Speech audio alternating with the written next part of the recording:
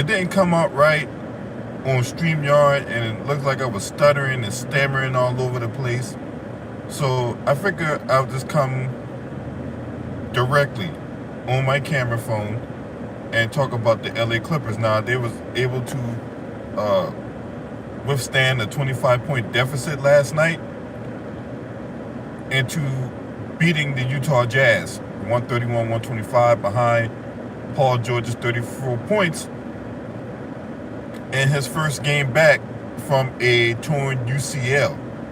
Now, PG-13 played like the rated R superstar last night in that comeback win. Now,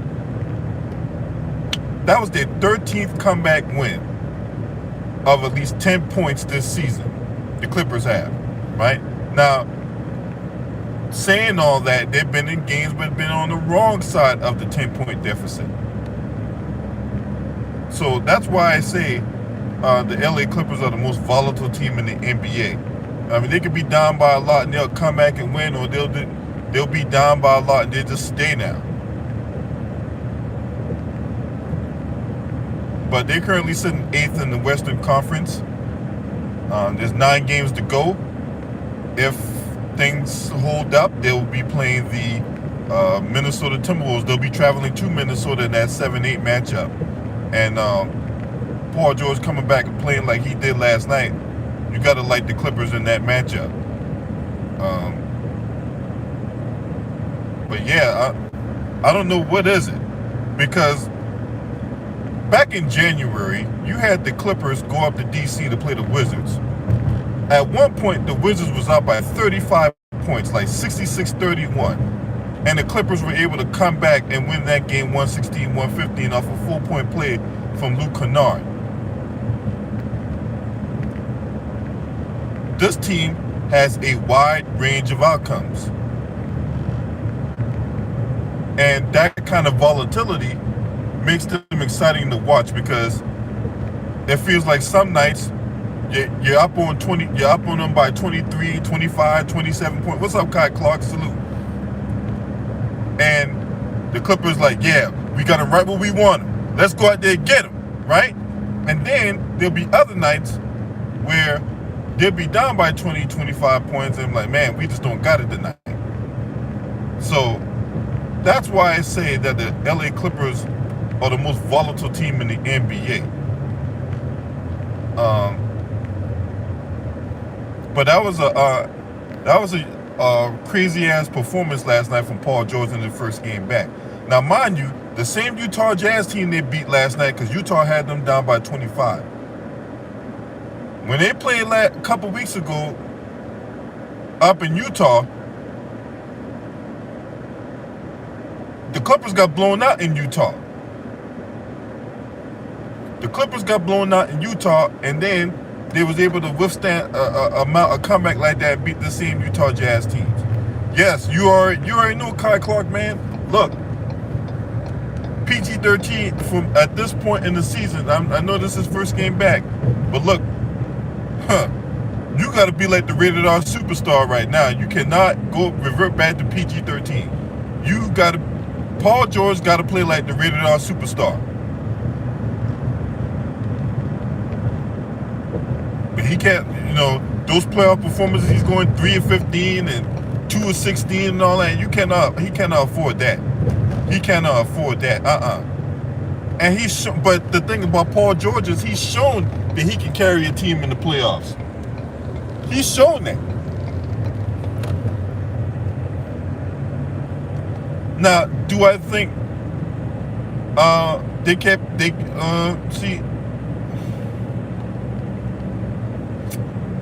I don't think they get past Phoenix. I don't think they get past Memphis. But they have a better chance of getting past Memphis than they do with Phoenix, in my opinion. But Memphis is not a team to be sleeping on. Memphis is a team that's coming out for blood.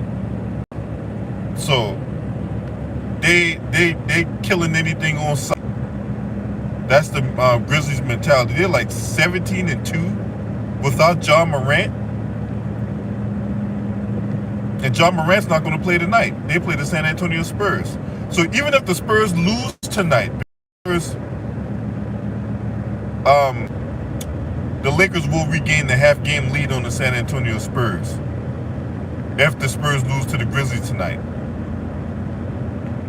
They're currently tied right now, but by virtue of the Spurs having a better conference record, that's why the Spurs own the 10th spot and the Lakers don't.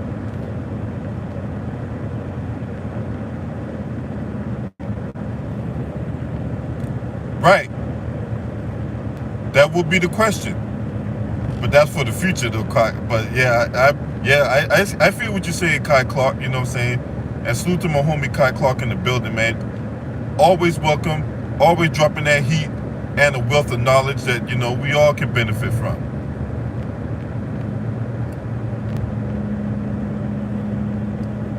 Yeah, that's what I'm saying. Alfonso Gaming. Yeah, the Spurs on the tiebreaker right now by virtue of having the better conference record.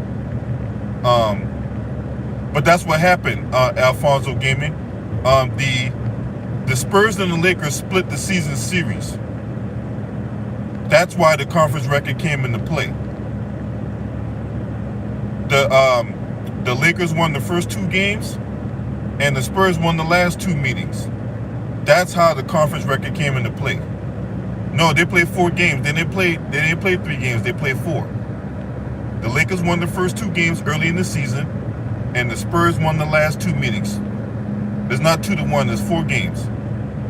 It would have been 3 games had they played the 72, but they play a full 82 game schedule right now for this season. They went back to the full 82. So the any teams in the Western Conference, they have 4 meetings. So it's not 2-1. It's 2-2. The Spurs have a better record in the Western Conference. That's why they have the tiebreaker. It's not because of the season series. But going back to the Clippers, right? It's all good, bro. You know what I'm saying? It's all good. I appreciate you, though. But going back to the Clippers, right? So the question come playoff time, because I think they'll make the playoffs, whether they be the 7th seed or the 8th seed. Which Clippers team will we get? That's the question that will be answered in due time. Which Clippers team is going to show up? Are they going to be the comeback kids, or they're going to just get ran through in the playoffs? Right? The Clippers did win last night. The Lakers didn't. Lakers got destroyed. Lakers got destroyed by the Mavericks. That game wasn't even close. Luka Doncic put up a triple-double in 3 quarters. Luka Doncic put up a triple-double in 3 quarters. He didn't even play the 4th quarter last night. And that game played out just like I told everybody how that game was going to play out, right? I told everyone that the Lakers was going to get smacked, and it was going to be the Luka Doncic show last night. And it played out just like that. What's up, T Price? Salute to you, bro. Go subscribe to T Price's channel. It played out exactly the way I called that shit last night. Luka Doncic was going to have a triple-double. And he actually did it in 3 quarters. I thought he was going to do it at halftime. But he actually did it in 3 quarters. And the Mavericks basically annihilated the Lakers and shit like that. So even though they have the identical records, the Spurs hold the tiebreaker by virtue of having the better conference record. Now, the Spurs are at home tonight against the Memphis Grizzlies. If the Spurs lose that game, then they fall right back out of the 10th seed and back into the 11th, because the Lakers will have a half-game lead on the San Antonio Spurs.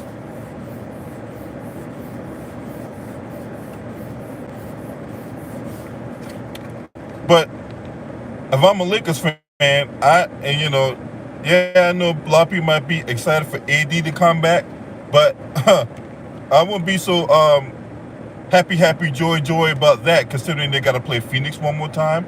They got to play Golden State one more time, right? In these 9 games, they got to play those 2 teams. Now, Golden State's been in a little funk, but I'm pretty sure they can get out of that funk as long as they don't play Draymond Green. But anyway,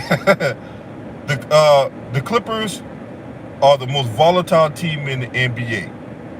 Their range of outcomes is so wide that you don't know what you're going to get from them on a given night. And to me, there's a level of excitement there when it comes to this wide range of outcomes when it comes to the Clippers. But come playoff time, you cannot afford to have a wide range of outcomes. There has to be consistent play on both ends of the court, and we'll start with Paul George playing like the rated R superstar and not PG-13. Y'all call him PG-13. I call him the rated R superstar. Well, that's 2 wins right there. You say Spurs play Portland Trail. What's up, JB220? Salute to you, bro. The Spurs playing the Portland Trailblazers twice. Trailblazers suck. They're milling in the season and all that. Oh, it gets worse for the Lakers, right? Because if the Lakers get a top 5 pick, that goes to the Pelicans because of the Anthony Davis trade, right? If it falls, if it falls like in if it falls like in the top 5 or like 8 through 11 or some shit like that, that pick goes to the Pelicans by virtue of the AD trade a couple years ago. So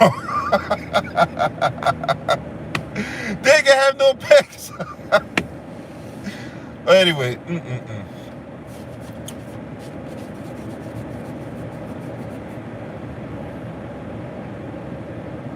well, hey, look, Damian Lillard had plans on leaving Portland until he saw Giannis win that championship, right? And then on top of that, when they're doing $250 million your way, hey, that kind of skews the loyalty meter a bit. Hey, if someone's going to offer me $250 million, then yeah, I'm gonna have all kinds of loyalty towards them. Wouldn't you? If motherfuckers is willing to back up the Brinks truck, right? We all are guilty of it. I'm just as guilty as the next person when it comes to, that dollar figure. Look, if a job called me today and tell me, hey, look, we want to bring you on, and then we're gonna pay you about $250,000 a year, and then we'll cover your moving expenses, and we'll give you another $50,000 sign-on bonus. You don't think I would take that shit? And anybody in this chat room, and anybody that's watching this video say no, you're a fucking liar. Provided you already got that kind of money. But if you ain't got that kind of money, and you came from humble beginnings, and someone would have offered you the opportunity to back up the Brinks truck, wouldn't you take it?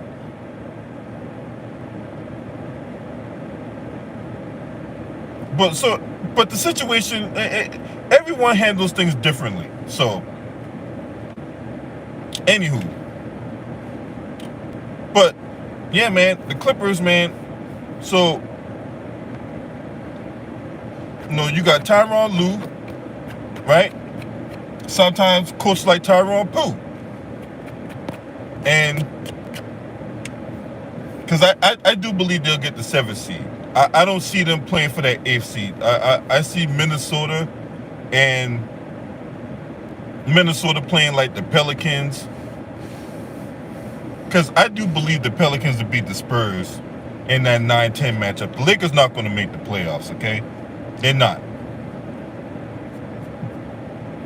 So I can see the Pelicans playing the Spurs in that 9-10 matchup, right? And the Pelicans end up beating the Spurs. So the Spurs are out. So I can see the Clippers beating Minnesota, So the Clippers get the 7th seed. They'll play Memphis in the playoffs, and then you have a situation where Minnesota plays the Pelicans for that 8th and final playoff spot, and I do think Minnesota wins that game. So Minnesota gets the 8th and final playoff spot, and then they'll go on to play the Phoenix Suns. But as far as like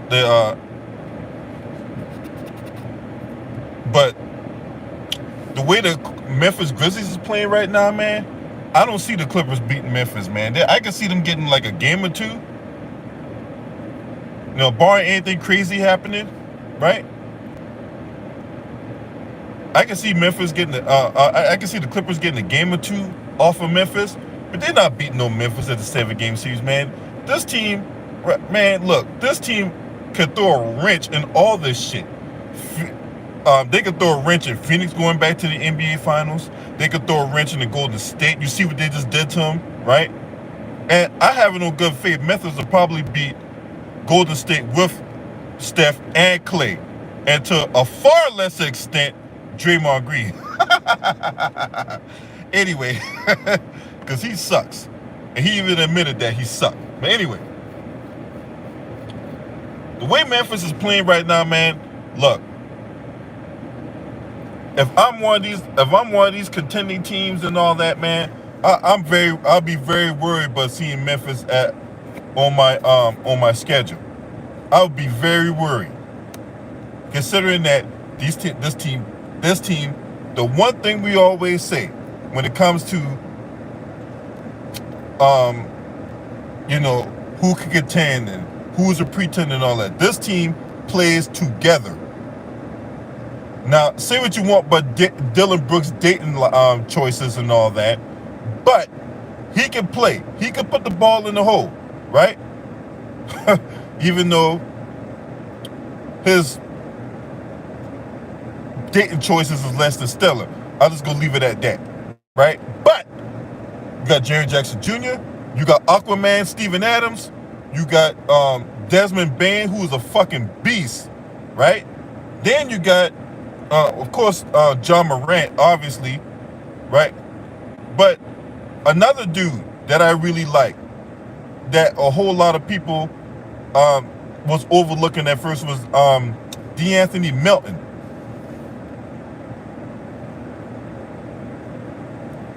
DeAnthony Melton. He's another one. So, and then Taylor, I think I forgot the coach's name, which I'm gonna do another video about that too, because we gotta, there's gonna be a wide debate. What's up, Trey? There's gonna be a wide debate on who's gonna be coach of the year, because there's several candidates in play. It wasn't as clear cut as it was last year before Monty Williams got fucking robbed. But anyway, but as far as like coach of the year go, you got, of course, you got Monty Williams. I still put him in play. The Memphis coach, what's his face? Ime Udoka from Boston, because Boston's another team that could possibly come out of the East. But the way they play defense, the way they play together, Boston could be throw a wrench and all this shit, right? So you got Ime Udoka, Monty Williams, the Memphis coach,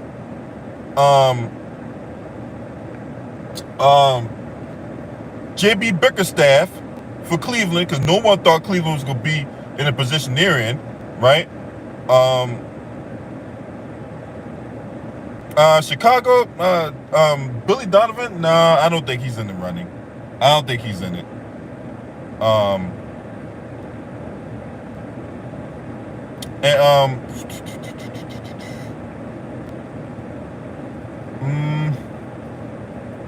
I can't remember who else. I can't remember.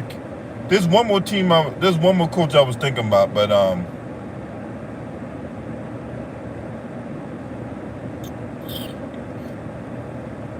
maybe Jason Kidd is a dark horse, maybe. But as far as like, I just said that Cam Dudley. Ty Lue, no, he's not in the running. Ty Lue's not.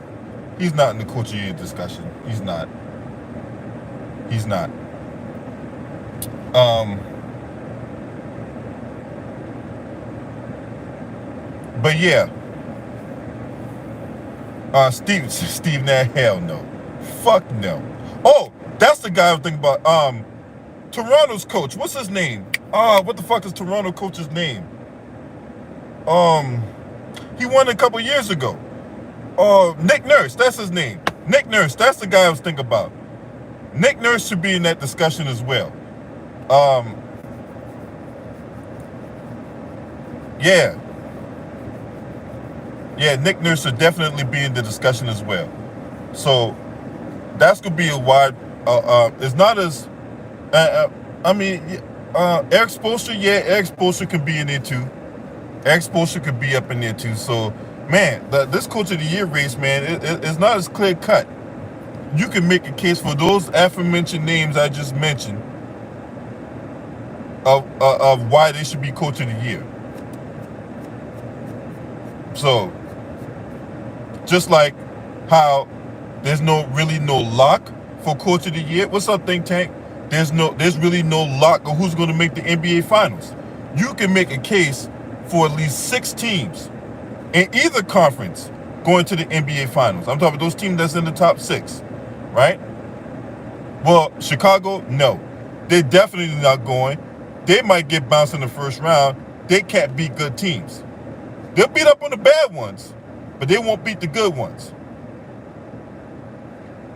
If you go to ESPN's expanded standings in the NBA, and you see the teams with their record is against teams above 500, that'll give you a good indicator. Not saying it's the end-all, be-all, but it's a good indicator of who could possibly go deep in the playoffs and to the NBA Finals. And the Chicago Bulls are not one of those teams. They're not. Right? Another team that I don't think that's going to go very far is the Denver Nuggets. They're not going to go very far. Now, it's beyond me of why Nikola Jokic is in the MVP discussion. Why?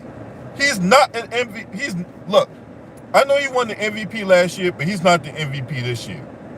He's not. To me, I always got this policy, right, of best team and the best teams, right, should deserve that kind of distinction. So for Memphis, it should be Ja Morant, but a lot of people might point to the fact that the Memphis Grizzlies are 17-2 without Ja Morant. That way, it takes him out the MVP discussion. Devin Booker, right? When Chris Paul was out for those 6 weeks, Devin Booker been playing like a fucking madman. Now, me personally, I think Chris Paul should be in the MVP discussion. But the way ESPN and the mainstream media, the way they do these awards and all that, they like to give it to the flashiest player, right? So going off of that, I believe Devin Booker, Giannis. If you ask me, Joel Embiid took himself out the running last night. He took himself out the running last night. Especially when you get your shit blocked at the end of the game and then got nerve to throw your other your teammates and your coach under the bus. No, Joel Embiid ain't no goddamn MVP to me. Nope. As far as I'm concerned, he took himself out that discussion last night. You at home against the defending NBA champions, and you had a lead on them. You give up that lead, and then you get your shit blocked at the end of the game? Nah, bro. You ain't no goddamn MVP. You're not. Jokic, where's Denver right now? Is Denver like third? Are they third in the West? No, Golden State's third in the West. So Stephen Curry's not in the MVP discussion.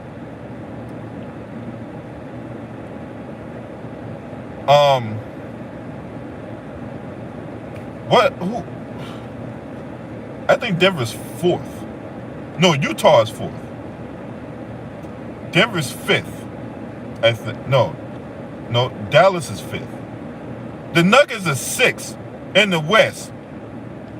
No, Jokic should not. Look, I know Jokic is a great player and all that, but he's not an MVP. He's not. He's not. He's not in the MVP discussion, in my opinion. So Miami's playing like shit. I would have said Jimmy Butler at one point in the season, but they're playing like shit. He playing like shit. So no Jimmy Butler. The only guy I can point to, and Ticket, you owe me an apology, sir, because earlier this year, when I did a video about Stephen Curry not being the MVP and Giannis was, you said no. You said no. So guess who I think is going to win the MVP this year? Giannis Antetokounmpo. That's the guy I think wins the MVP this year.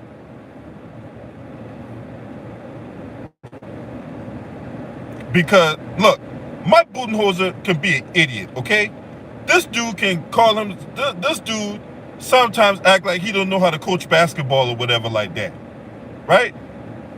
And to a degree, I think sometimes Milwaukee plays down to their competition. But Giannis don't cheat the game. Giannis don't cheat the game. He don't cheat the game not one bit. Jokic and Embiid, they are not MVP candidates. Why? Why is Embiid in the conversation? He should not.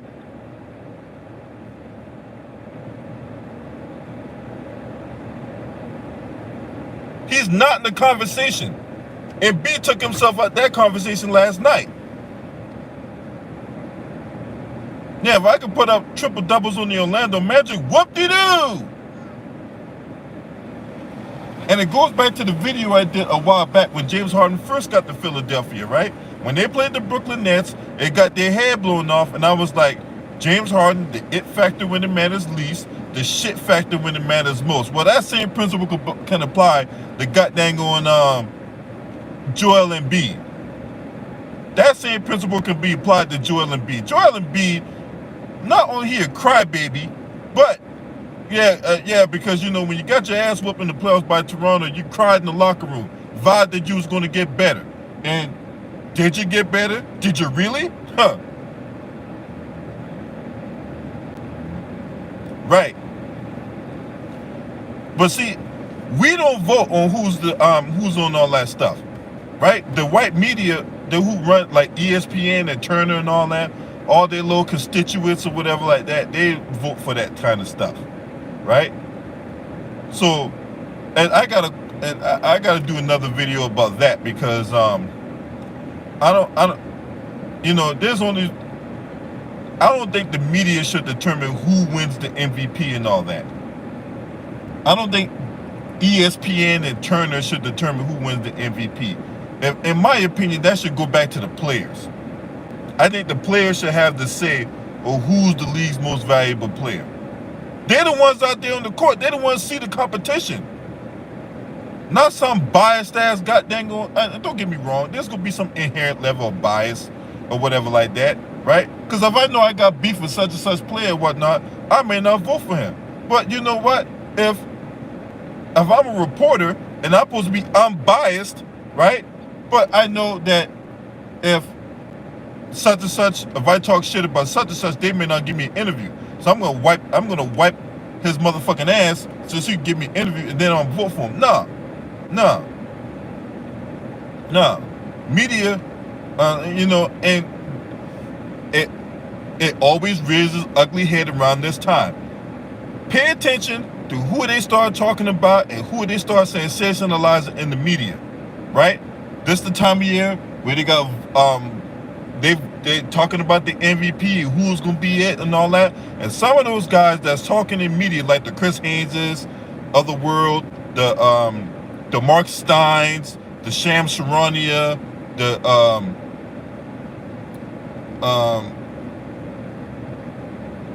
there's another powerful guy. Those guys have influence, and those guys have voting privileges for who might be the MVP and all that. Start pay attention to what they're saying and who they're talking about a lot. That'll give you a good indicator of who they're voting for, right? Now, guys like Nick Wright would never get a fucking vote. I would never trust that motherfucker nowhere near a voting booth when it comes to MVP, because I already know who he gonna vote for, right? And while I'm on here, let's address this narrative real quick, because there is this thing going around that LeBron James should be in the MVP discussion. Right, you got guys like Jason McIntyre and Nick Wright and Shannon Sharp and all these other jackasses in the media that's running around here talking this shit about LeBron James should be in the MVP discussion. So let me get this straight. A team out of the playoff contention, 13 games under 500, but he's in the playoff discussion. He's in the MVP discussion? Really? Really? Really?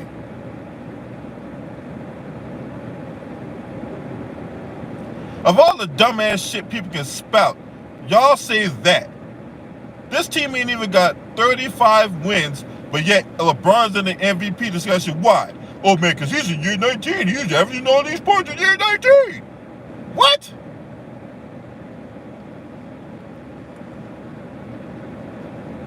No, no, no, no, no, no, no. I don't give a fuck how many points someone's average. If they're not winning, then what the fuck's the difference? If that's the case, a couple years ago, Bradley Beal should have been the MVP. Because when Bradley Beal was averaging like 33, I think it was like averaging like close to 34 points for the Wizards and all that, right? Guess what the Wizards wasn't doing? Winning.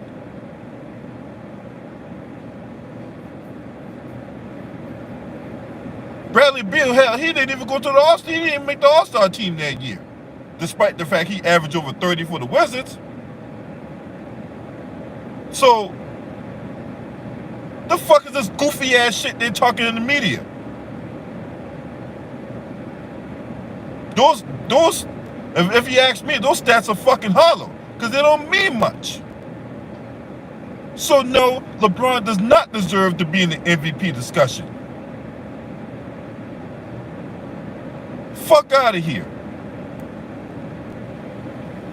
And the people that was out there spotting that bullshit, they probably don't even have voting access.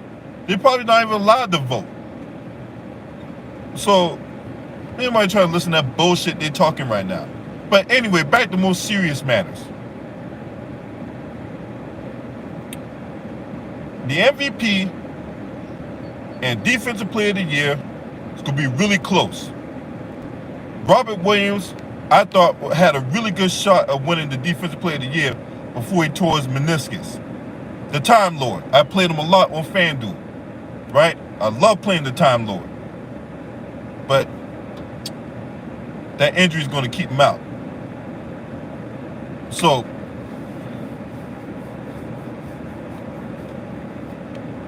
but yeah, man, when it comes to the NBA playoffs, man, this is one of the seasons in recent memory I'm actually excited to watch NBA playoffs. It's going to be very exciting because you don't know. No one knows who's going to play in the NBA Finals. We can all speculate. We can all, like, hypothesize about who could possibly make it. But we really don't know who's going to make it. We really don't. We really don't. It's not like a few years ago where we know for certain that, oh man, Golden State, Cleveland go play in the finals. It was all by certain those two teams will go play in the finals, right?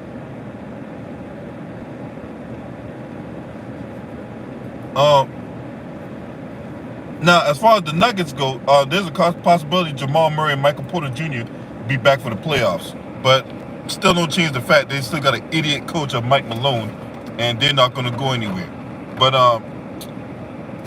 and the Denver Nuggets won't be smart enough to fire Mike Malone at the end of this year either.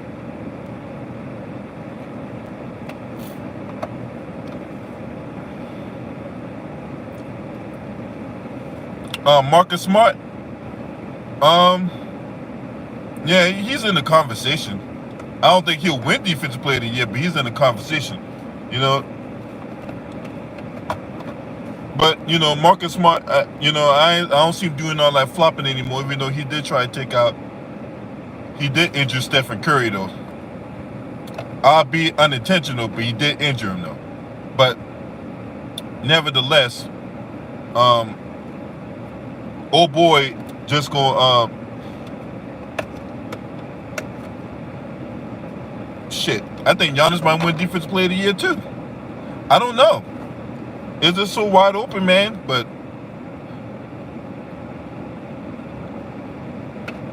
hell, man, who Rudy Gobert? I mean, who else could be in that discussion? I don't know. It's gonna be wide open. It's gonna be exciting playoffs. I think it starts on like the 15th. April 10th is the last day of the regular season. 12th, 13th, and 14th are the dates for the play-in games.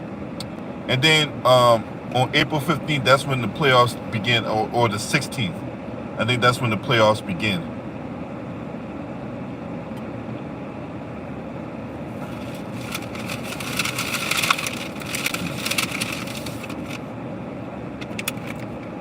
But yeah, as far as like the Eastern Conference go, AD, you say AD was pre-Defensive Player of the Year?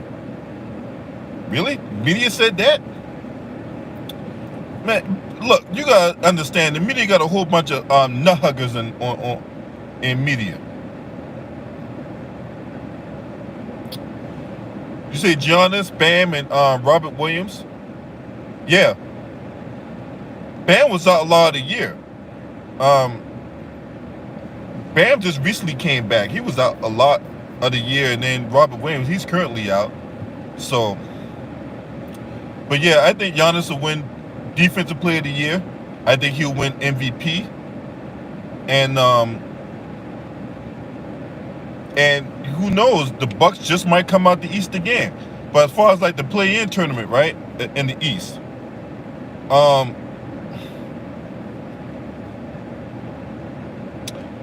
so you got Toronto 7th, Charlotte 8th, because Charlotte gets to break over Brooklyn because Charlotte's beaten Brooklyn 2-1. They played 3 times this season. Charlotte's beaten Brooklyn twice.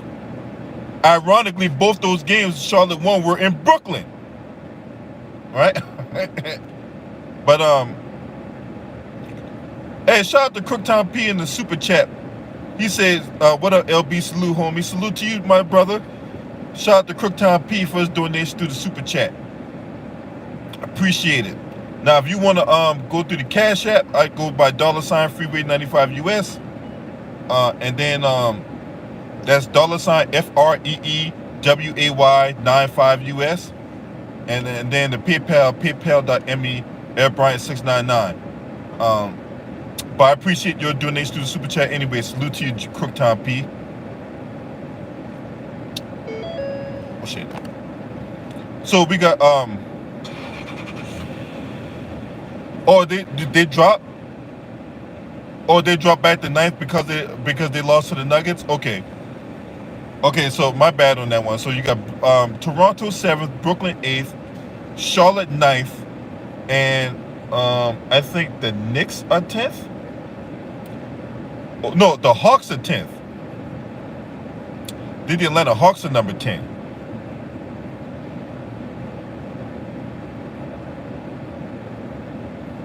I think Brooklyn beats the Hawks.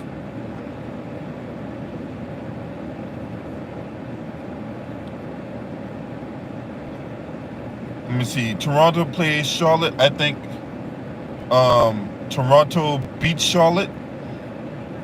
And then you would have Charlotte and Brooklyn playing for the 8th and final playoff spot.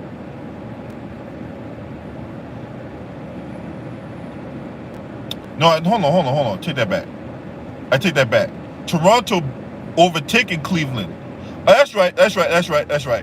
Toronto overtook Cleveland. So Cleveland's in the 7th spot. Charlotte's in the 8th spot. Man, Cleveland might be one of those teams that might be on the outside looking in, bro. That's gonna be so unfortunate, man. Because if Charlotte, Cleveland, Charlotte, Brooklyn, take that back. Cleveland, Brooklyn,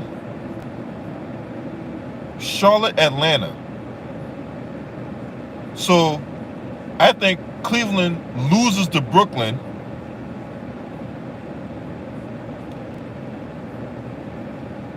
And then it's a toss-up between Charlotte and Atlanta. I don't know who the fuck comes out of those games.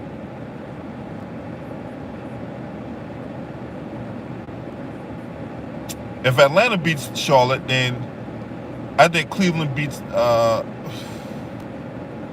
don't think Cleveland beats either one of those teams, to be honest with you, man. They were decimated with injuries, man. If Cleveland was fully healthy, that could have been the one team that threw a wrench in all this shit.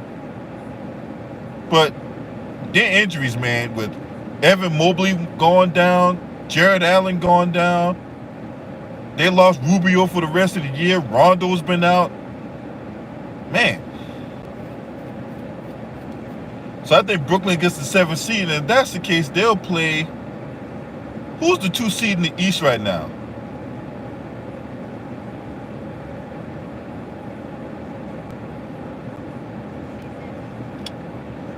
Hey, who's the 2 seed in the East?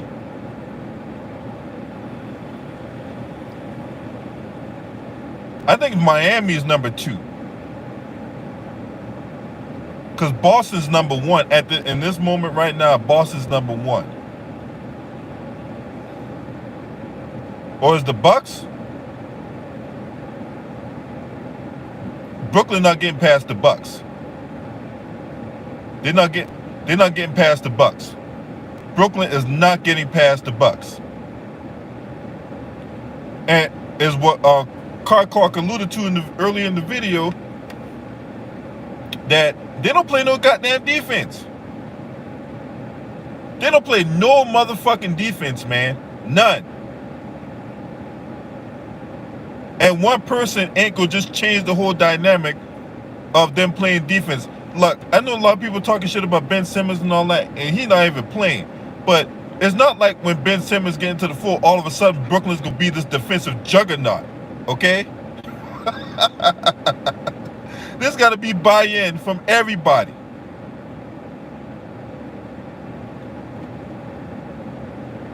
Hey, Cam Dudley, hey, that's why I was like going through all these teams in my head. For all we know, Chicago might drop into the play-in spot.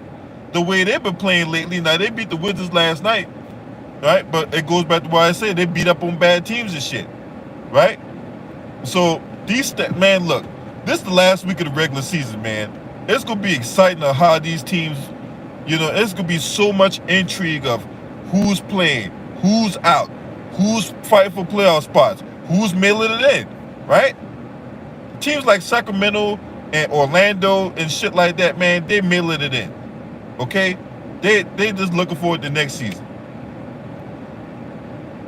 Portland, another team that's mailing it in, right? They waiting on next season. But you got these guys fighting for play-in spots and guys trying to get out of play-in spots and shit.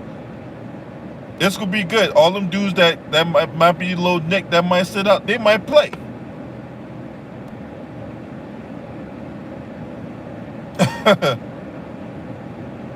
Chet Holmgren?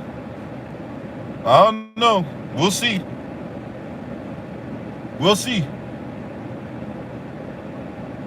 But the Lakers are in shambles. Lakers gonna be in shambles. They got a lot of questions to figure out whether or not they're gonna trade AD. What LeBron gonna do? I don't know. That's a whole lot of question within itself. But Brooklyn not getting past the Bucks. They're not.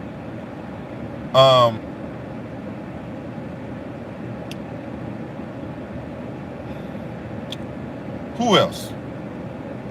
Got Miami. The way Miami playing, shit.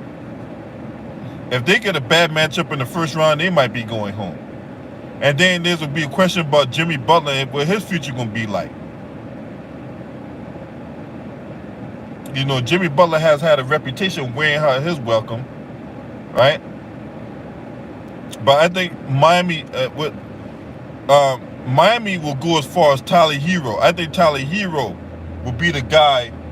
If Miami goes anywhere, it's because of Tyler Hero.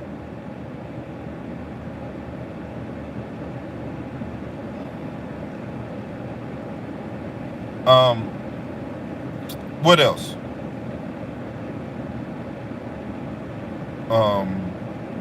So Brooklyn ain't going very far, because you gotta think, you gotta rely on juggernaut performances from KD and Kyrie to get Brooklyn far, because they don't play no defense. Look, before the seasons began, I had Miami as one of those teams that could possibly go to the NBA Finals. I don't know now, man. I don't know. It's starting to weigh on me a little bit. I don't know.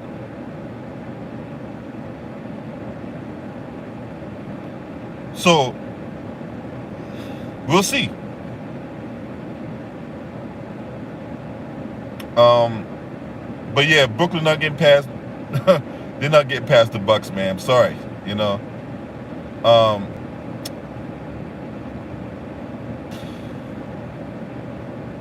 But the way Boston's been playing defense,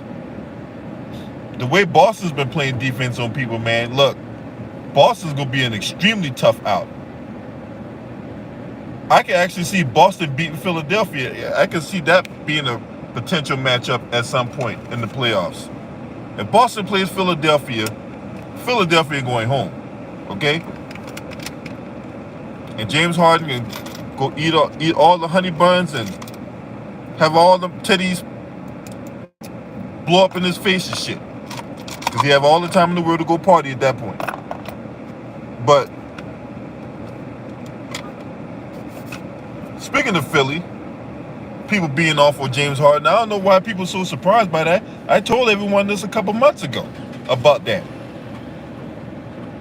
I told people a couple months ago when that trade first went down, I was like, look, this trade don't benefit neither one of these teams. That's what I said. You don't believe me?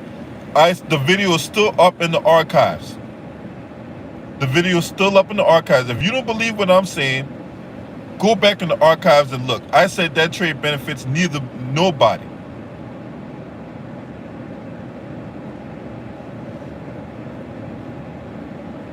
And apparently Philly fans are already off of James Harden. I'm like, I'm shocked. I'm shocked.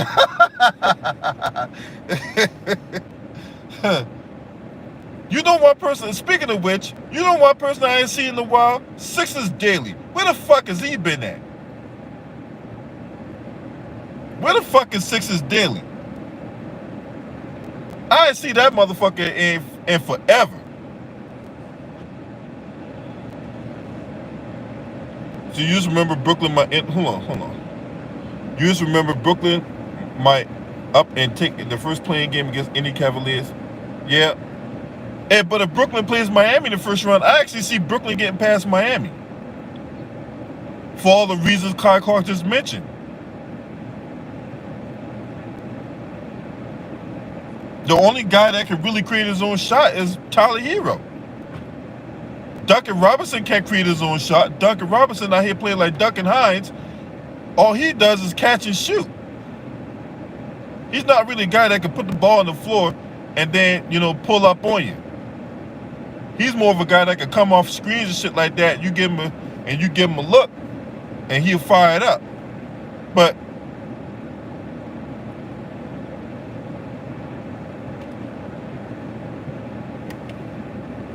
yeah, no. So, but they got. I mean, occasionally, Tucker hit a corner three, and all that. But I think the Nets beat Brooklyn. I think the Nets beat Miami if they played each other. Oh boy. Let's see who else. And anything else? Anything else in this matter?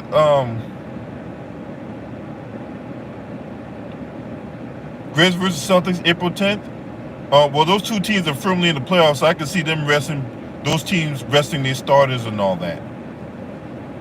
The last day of the regular season, I can see a lot of those teams that's firmly in the playoffs resting their starters and all that. Maybe not Memphis. Memphis probably gonna wanna, go for the gusto and all that because they built that. Some teams just wired that way. Like, look, man, we ain't hurt. We can go out there and play. So I don't see Memphis. It would be very shocking if they did, but I don't see Memphis resting any of their starters. But a lot of these other teams that's getting ready for the playoffs and all that, I have no good faith that they'll probably rest their starters and all that. So you get like all the the fringe guys, the normal 6-man playing a whole complementary of minutes. Miami is 2-2 versus the Bucks, but they won't see them in the playoffs if they see Brooklyn. Right. I can see that. I agree with that.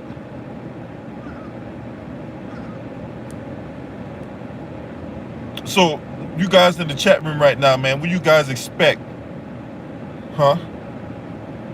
What major trade do I see coming this offseason? AD or Beal? I see AD getting traded before Bradley Beal. I think Bradley Beal resigns in Washington. I think Bradley Beal stays with the Wizards.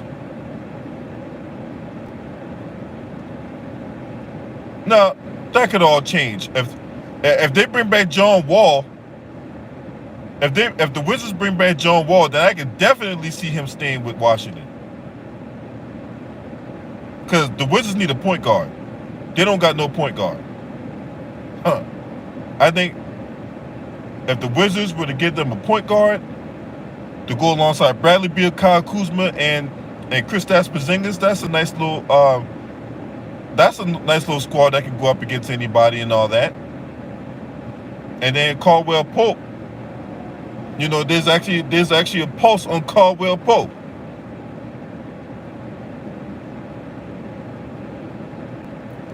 The Wizards just need a point guard, man. Ish Smith, no. Tomas Satoransky, hell no. What's up, Ryan Clark? Raul Neto. About time they took his ass out the rotation. He's so trash.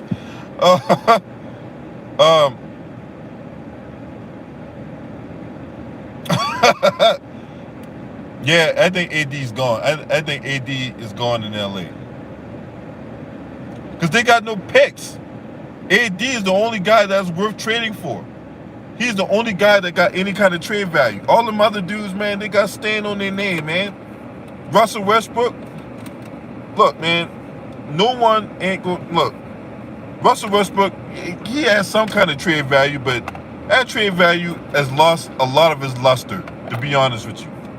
It has. His trade value has lost a lot of luster. So,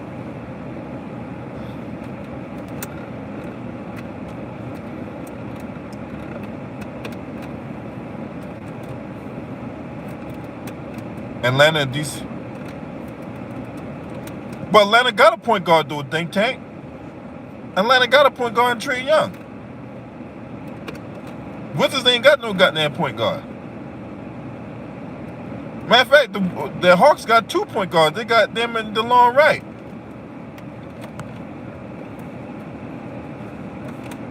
Wizards ain't got no goddamn point guard. But yeah, the Spurs. You have all the teams that's left for that play-in game. The Spurs got the easiest schedule. I mean, it ain't gonna be no easy game tonight for them because they got Memphis. But still.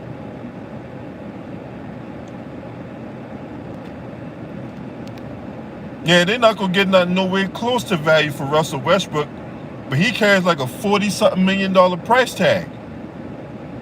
You think the league is going to eat a $40-something million price tag? I don't think they will. I think they're going to try to trade him. DeJounte Murray, no, they could try to get him, but he ain't going nowhere. The Spurs, he's one of the core pieces and all that. DeJounte Murray ain't going nowhere, bro. Spurs going to keep DeJounte Murray.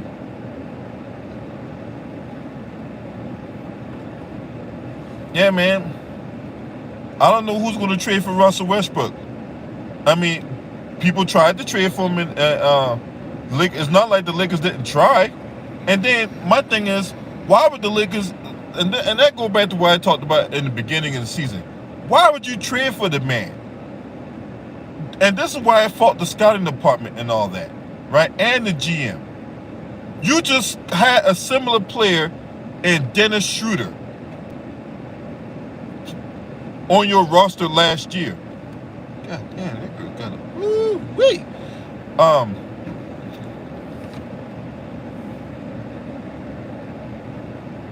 Anyway, you just had a similar player last year in Dennis Schroeder, who's running around here like a goddamn Tasmanian devil. Right? And you bring in another player like him on the team. You just had a motherfucker like that last year. Now think about it. Think about this.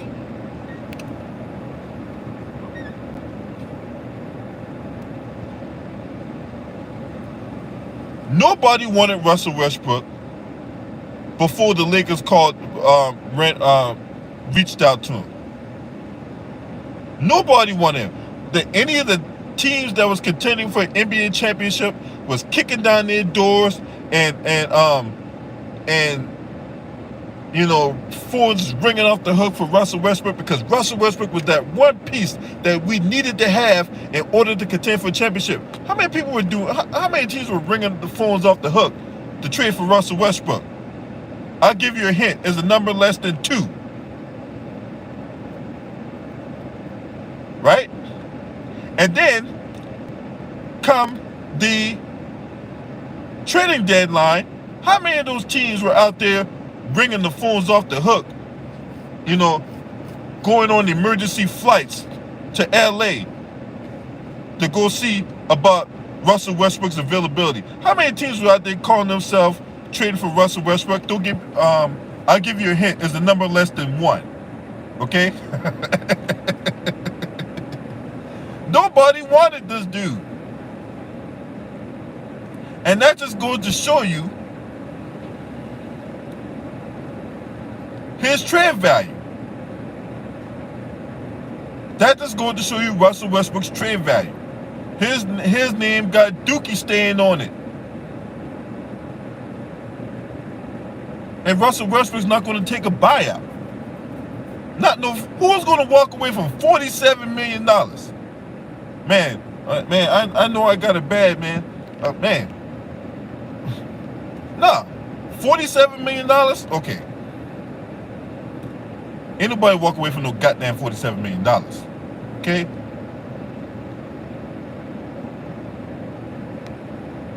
He'd be crazy to do that. And I don't think Russell Westbrook crazy. He might play crazy. He might play like a goddamn Tasmanian devil, right? But he ain't crazy enough to walk away from no goddamn $47 million. That's crazy. That's insane and deranged shit. But yeah, that's his last big payday. He ain't getting nowhere close to that, right? The aging player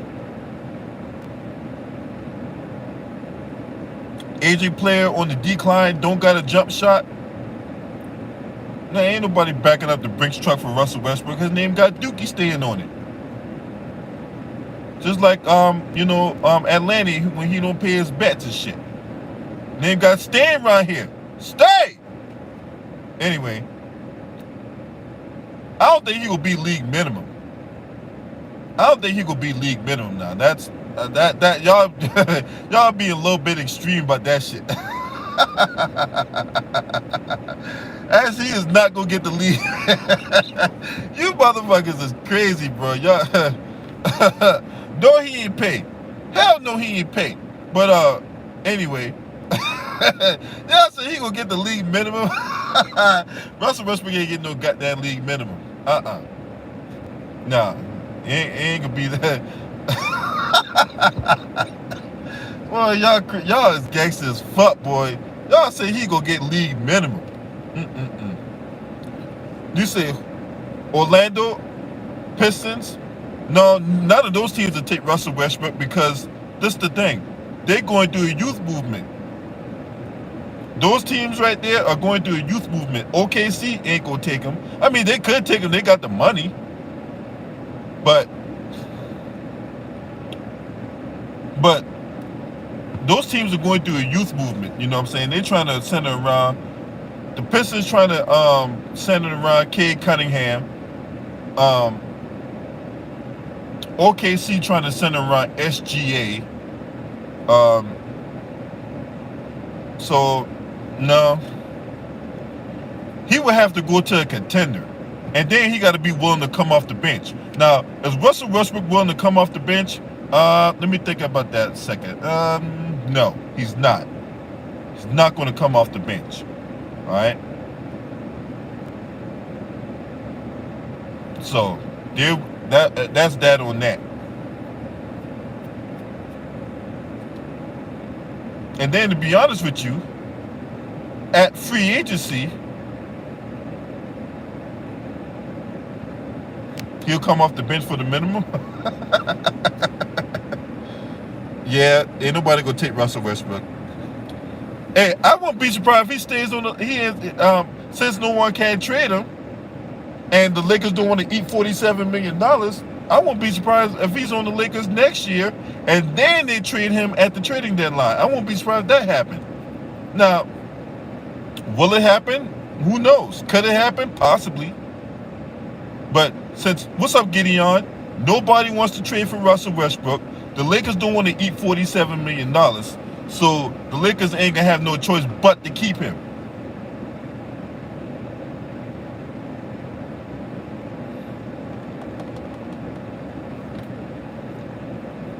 That's why I think is the most likely scenario. Because think about this, y'all. They tried to trade him at the trading deadline. Nobody wanted him. The Lakers tried to trade him to the Nuggets for Jamal Murray and one other person, and the Nuggets said no. So if they couldn't move him last year when he had like a year and a half left on his deal, well, they're not going to move him. I don't see that happening, bro. They can sit there and say, yeah, it didn't work out and all that. And yeah, for all intents and purposes, it didn't work out. Right? But I don't see Russell Westbrook. I don't see the Lakers. The Lakers took on the unnecessary problem before the start of the year. Period. They took on the unnecessary problem at the beginning of the year, acquiring this dude. Yeah, Gideon, we talked about that earlier, about how the Clippers, would come back and have these wild comebacks and all that, but they've also been on the wrong side of these blowouts too. You wouldn't take him in 2K. You wouldn't take him in 2K. You wouldn't take Russell Westbrook in 2K. Look.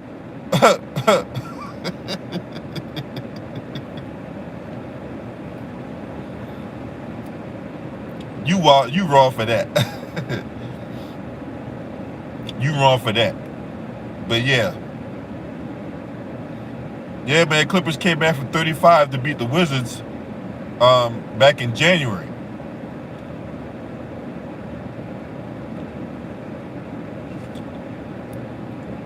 Well, hey, my video I did yesterday about Russell Westbrook being that superhero, well, that turned out to be a fucking dud, considering that the Lakers got their head blown off.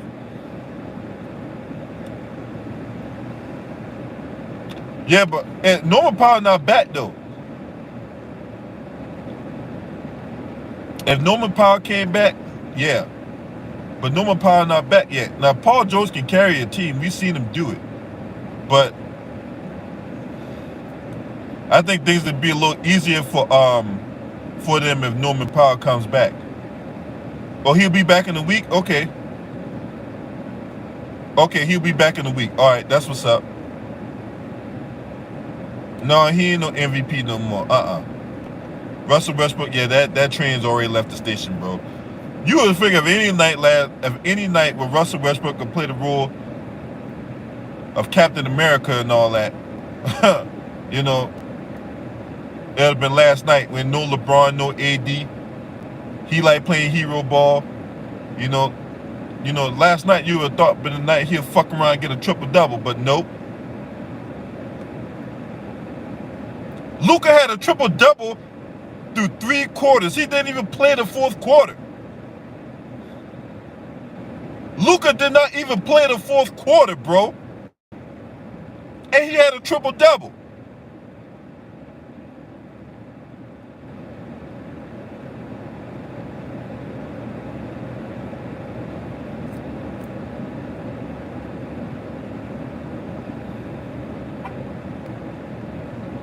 I mean, the fact that the Lakers played one of the fastest paces in the NBA, and they one of the worst defensive teams in the league,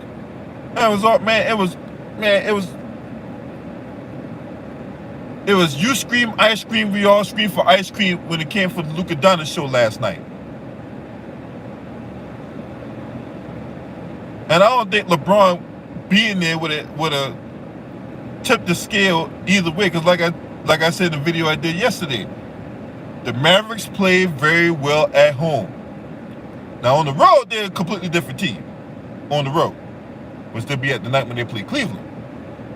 So I like Cleveland, despite the fact the Mavericks didn't really play their starters in the 4th quarter last night. But they're back-to-back on travel, going to Cleveland. I like Cleveland tonight. I like Cleveland to win that game. But anyway.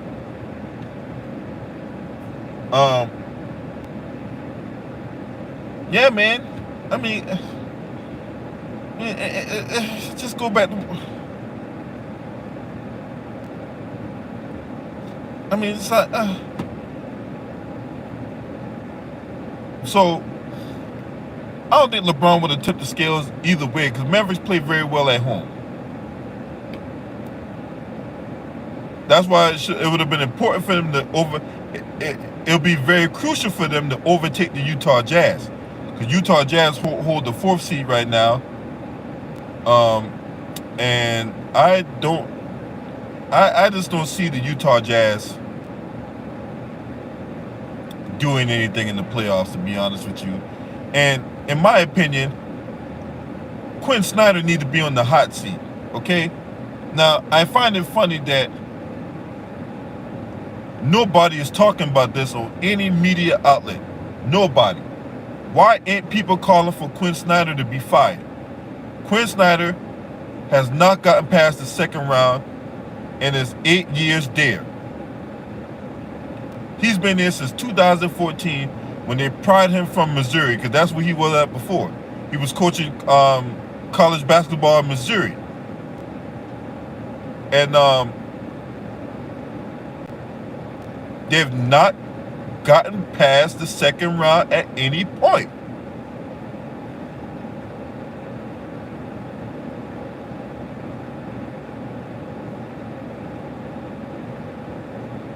I mean, yeah, they're a small market, but ain't they a team in the NBA? Yeah, Donovan Mitchell, yeah, he can get a little shot. He can be a shot jacker. Yeah, Donovan Mitchell could be a shot jacker and all that. That's true. That's definitely true. And it's like Bogdanovich, he hadn't been playing lately because he's been hurt. But even when he was playing, his worth is tied to scoring. If he don't score the basketball because he don't do anything else, he's worthless.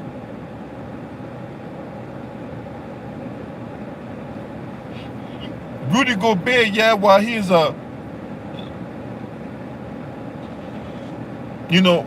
the paint, he's a defensive asset, but you get him out the paint and you get him to stretch that floor, you get him out of that area where he don't just have to hover around the basket, then he can be had. So, and then they just don't got that. I mean, I don't know, man. Utah just, they're a good regular season team, but I don't see them going very far, man, to be honest with you. I wouldn't be surprised if they're a first round exit. So, I mean, that's why I say, but Utah, man.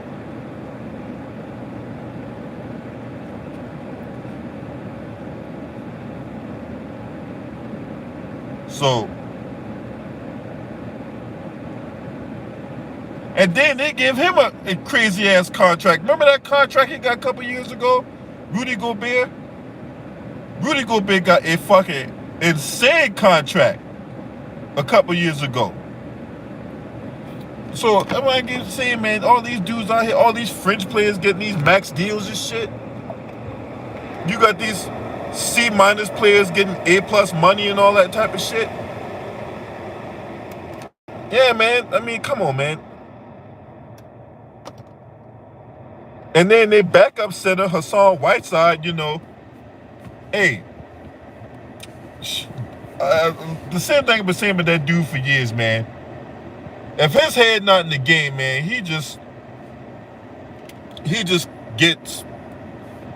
don't do nothing, man, if his head not in the game. Hey, man, the Lakers got smacked with a blackjack, bro.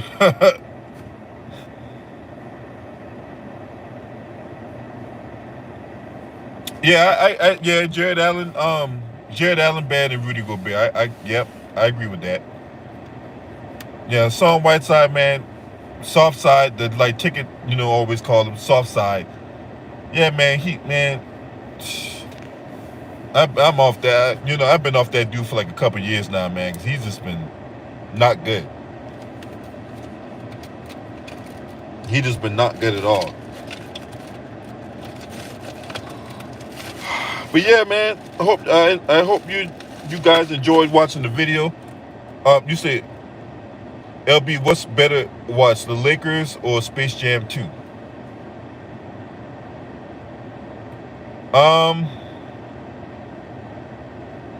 The Lakers or Space Jam 2? Is there a third option? Because I'd rather watch Avengers Infinity War than watch the Lakers or Space Jam 2. I'd rather watch Avengers Infinity War. Hell, I'd rather watch Snowfall, to be honest with you. I love Snowfall. That's a great-ass motherfucking show. That's a great show. Yeah, I'd rather watch neither.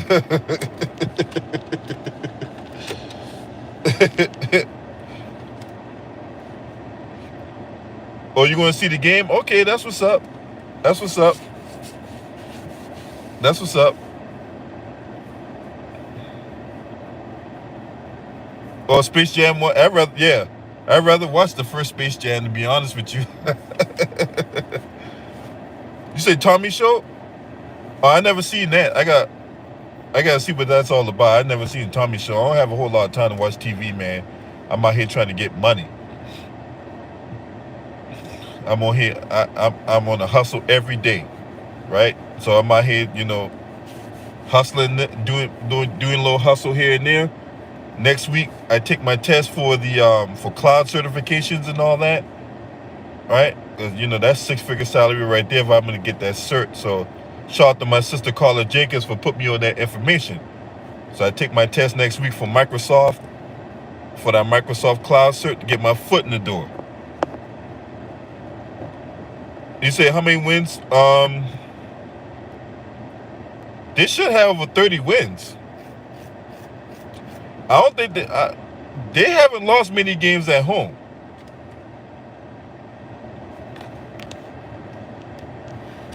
And they got over 50 wins and all that. I think they won over like 30 games at home.